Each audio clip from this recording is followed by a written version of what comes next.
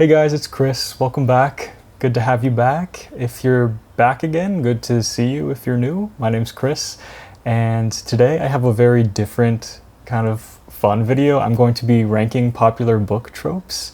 So I've made this tier list and I'm going to be putting some popular book tropes on it. These are going to be my opinions, just kind of what tropes do it for me and what don't. So I'd love to hear if you have any differing opinions. Some of these tropes are general tropes that can be found across different genres. Some of these tropes are more romance-centered, and some are just, I don't know, kind of random. So we'll see as we go along, and I'm gonna rank them. Oh my gosh, my foot is already falling asleep. Okay, so I have my laptop, and let's do it.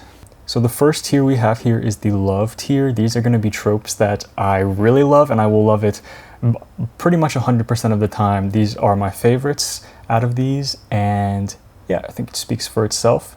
Next we have like. I like these tropes. These are good. They, maybe not 100% of the time I enjoy them, but they're good. I like them. Next is it's okay. These are tropes that are in the middle of the road. It's, I don't really feel particularly strong either way. I don't hate them, don't love them. Next is the tier. These are tropes that and I don't hate it necessarily, but it's not that great for me. And we have the no tier. These are just, it's no. It's a no. Oh my gosh, my foot is already asleep. That is crazy. I'm in a new position now to wake my leg up. So the first trope we have is love triangle.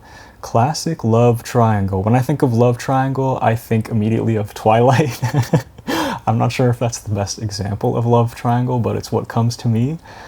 And when I was young, I really liked Twilight, and I did subscribe to the Team Jacob, Team Edward drama.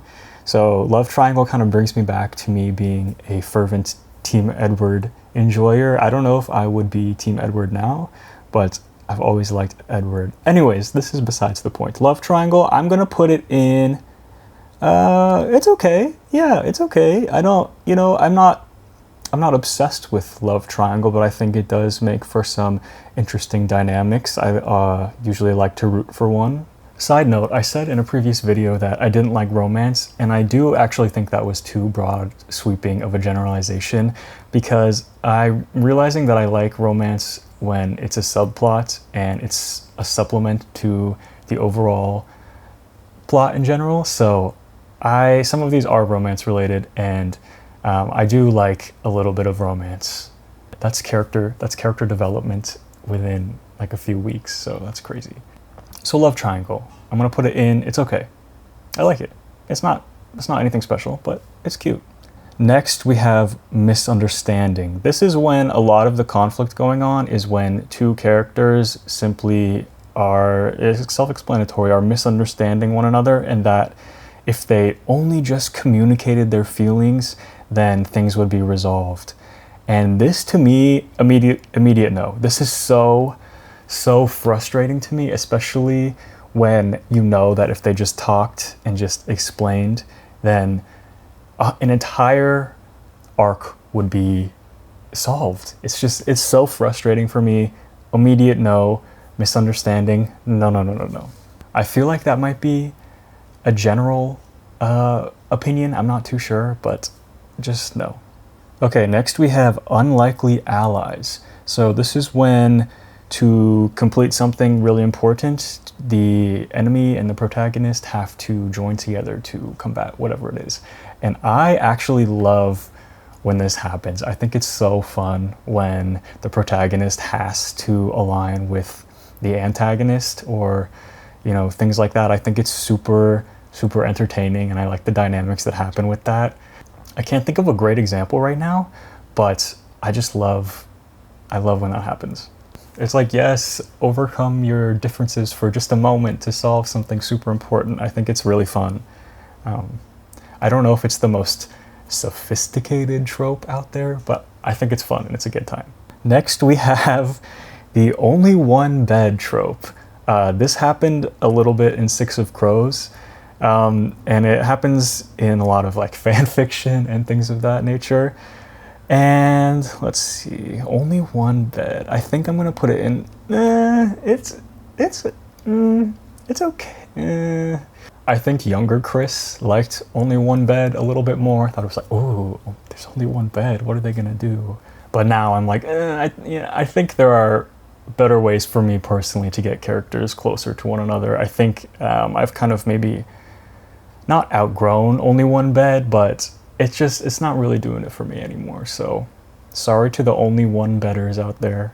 Next, we've got happy ending. Classic happy ending where things work out, all the loose ends are tied up, and things work out, characters are happy. Overall, the conflict is resolved, and things are good. So I think I'm gonna put happy ending in like. I like a good happy ending. I think it's very classic. I wouldn't put it in love just because, you know, sometimes I like when there's a little bit of did that make any sense? But I do like happy endings. They make me feel satisfied and happy. So I'm putting in like. I like it. So next we have one that's more maybe horror, sci-fi, thriller, dystopian vibe, and that is Monsters. And let's see, I think I'm gonna put Monsters in, it's okay. You know, I don't feel super strongly about monsters one way or another. I like a good monster, but in general, I think I like more paranormal horror or things like that. Monsters in general, it's like, oh, it's a monster. You know what I mean? Like, let's fight the monster, let's beat the monster. I don't know, I guess it's okay. I don't really feel super strongly one way or another. So when I think of monsters, I think of the Maze Runner and the monsters that were in the Maze Runner, and for some reason the monsters in that setting kind of made it a little bit less interesting to me. But then again, when I think of monsters like Dracula, it's like that is like a god tier monster. So I think it really just depends. They're okay. In general, don't feel too strongly either way. Speaking of dystopian, this is going to be the next one, dystopian. Dystopian really takes me back to adolescent Chris, like 12, 13, reading The Hunger Games and Divergent and The Maze Runner, things like that. So this has a very nostalgic tie to my adolescence, and I really have a soft spot for it. I still like dystopian now, just, less YA. I still like YA though. You know, let's not get it too twisted. I'm gonna put it in like, because I like dystopian. It takes me back, and I don't really get too tired of them, even though, you know, at one point dystopian novels were being churned out. I still, I think they're fun. I think it's fun to imagine an alternate world or government or things like that. So, okay, next up we got The Chosen One. So The Chosen One, immediately I think of like Dune, for example, where Paul Atreides is Lisan al-Gaib is like the savior, very much predetermined destiny where the protagonist is going to save everything and save the world. I'm gonna put it in it's like, it's kind of whatever for me. I don't love it. I like when protagonists, maybe they aren't predestined to save the world, or maybe it's not just them that's gonna save everything, or they're not the Messiah. It's okay. When I think of The Chosen One, I also think of like the hero's journey, which I like that structure, but I don't like when the protagonist is the sole, I'm gonna save everything and save the world. So it's to me, yeah.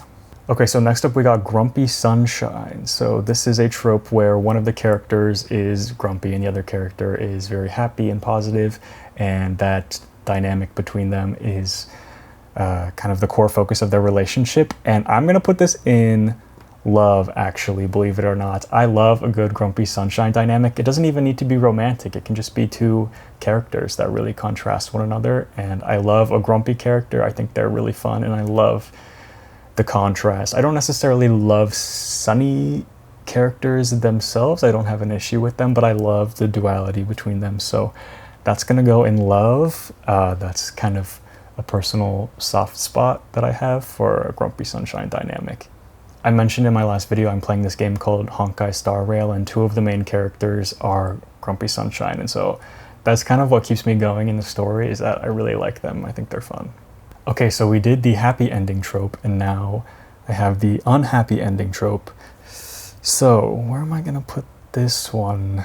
Unhappy ending. You know, I might also put it in like. I don't know if this is controversial or not, but sometimes I do like an unhappy ending. Sometimes I love when things just don't work out, and it's like, oh my gosh, like, wow, that book just ended so sad. Now, I don't want it to be like traumatic, but sometimes an unhappy ending, I think, spices up the multitude of books that end with a happy ending. So I like a good unhappy ending sometimes. Let me know what you think about that, because I'm not sure if other people agree, but occasionally I like to see some failure. That sounds so bad, but it's true. Okay, next we've got major character death. Ooh, major character death. Where should I think I'm gonna put this one in It's Okay. I don't feel like I love major characters dying, obviously, but I don't hate when a major character dies, because I do feel like it spices up the dynamic of the book and kind of makes you like, wait, but how could the author kill off that character? So yeah, it's okay. You know, I don't hate it and I don't love it. But I did hear there was a major death in the Six of Crows sequel that I'm currently reading, so maybe if that one really upsets me, then I will retcon this decision and put it into no. But right now, it's okay. You know, it's fine. Okay, next we got cliffhanger. Immediate no. Immediate no. I hate a cliffhanger. Just tell me what happens. Just tell me what happens. Many a cliffhanger has led me to purchasing the second book. So please just don't leave me on a cliffhanger. I need things wrapped up in a neat little bow, even if it ends horribly. Just like, please tie up the loose ends. Cliffhanger hate club. Okay, next we got the twist ending. So this is when something ends the way you weren't expecting. I am gonna put this also probably in It's Okay. You know, I don't like fiend for a twist ending, but I also don't dislike a twist ending. When I think of a twist ending, I actually think of a book that I didn't even finish, which was The Silent Patient, just because I didn't really like that book. But then I looked up the ending after I decided I wasn't going to finish it, and then it was like this major twist. I didn't feel any particular way about it, but that's what I think of. So yeah, it's okay. I think they can be done really well, and I also think sometimes it's like, oh. I like a twist ending where the author had dropped little clues throughout the entire book that you just didn't piece together until the end, and then it all makes sense. So I really like when that happens, but you know, sometimes it's just like, okay, I wasn't expecting that, so I'm gonna put it in It's Okay. Next one, enemies to lovers. This is a tough one. You know, I'm torn between love and like, because I really actually like enemies to lovers. I didn't think that I did until recently, but I really do like it. I don't know if I love it though. I think I'll be safe and put it in like, because I think if I loved it, I would know and I would put it in love. So I like enemies to lovers. I like dynamics like that, where the characters hate each other and then they, you know, fall in love. I don't love it when it's super corny, but I do like it when it's done really well and more of a slow burn than just immediate enemies to lovers. So I'm gonna put that in like. I like that. It doesn't even need to be enemies to lovers. It could be enemies to friends. I think I like that dynamic as well. That kind of ties in with unlikely allies. But yeah, I'm gonna put it in like. Okay, next we got the double cross. This is when a character double crosses the protagonist and you weren't expecting that they were like a double agent or they were working with the enemy or something like that. I'm gonna put this in, I'll put it also in It's Okay. I think that double crossing sometimes hits me a little hard where I'm like, wait, but I trusted you. How could you do this? But then also sometimes I see it coming. So, you know, yeah, I think it's okay. You know, I don't feel very strongly. You know, I think it just sets up more conflict to where sometimes when I'm ready for the conflict to be resolved and there's just a whole nother layer, I'm like, oh my God, okay, yeah, it's okay. The very last one, incapable of love. You know, I think I'm, this isn't even that embarrassing. I'm gonna put it in love because I love a damaged character. Now, I know I'm not too crazy about romance as an entire plot, but I like when there's a romance plot where the character is kind of broken and then they realize that they really do care for and love one of the other characters. I think I like that arc a lot, actually. So I'm gonna put it in love. It's like an I can fix him moment, but whatever. I'm gonna put it in love, okay? Love a good, incapable of love. Okay, so that's all I have. Those are the book tropes. And I'd say this is a fairly even distribution. So I'm curious what you guys think. Let me know what you would change and tropes that you love if they're not on here. So this was really fun, and I'm glad that you spent this time with me. So yes. All right, thank you so much for watching. I'm gonna get going because my right leg is completely asleep. So thank you so much for watching. I really, really appreciate it. And I will see you guys in the next video. Happy reading. Bye.